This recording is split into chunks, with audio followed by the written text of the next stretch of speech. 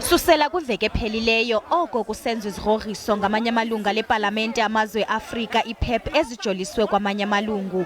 Izolo ilungu lePalamente loMzants'Afrika unkosikazi Pemmy Majodina liye laakhatywa lilungu lePalamente laseSenegal uMnumzana Jibril.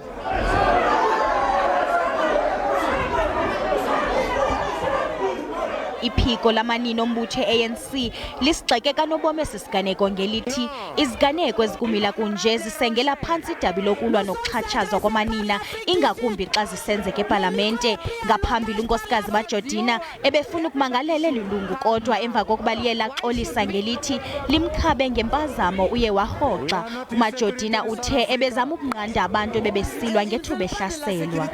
Mr. Jibril came to me to say he really want to apologize.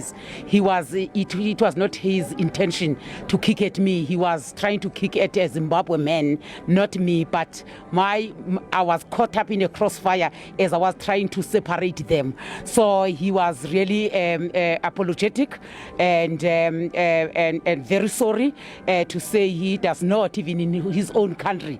When I told him that this is a very serious case of gender-based violence in South Africa, you don't beat a woman. I'm not ashamed to do that.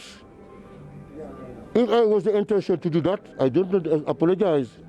Yeah, but I sure that that's not my intention. I have to do that. No, I'm not shameful to that. No rotation, no elections. I'm fine, how are you? No rotation, no elections.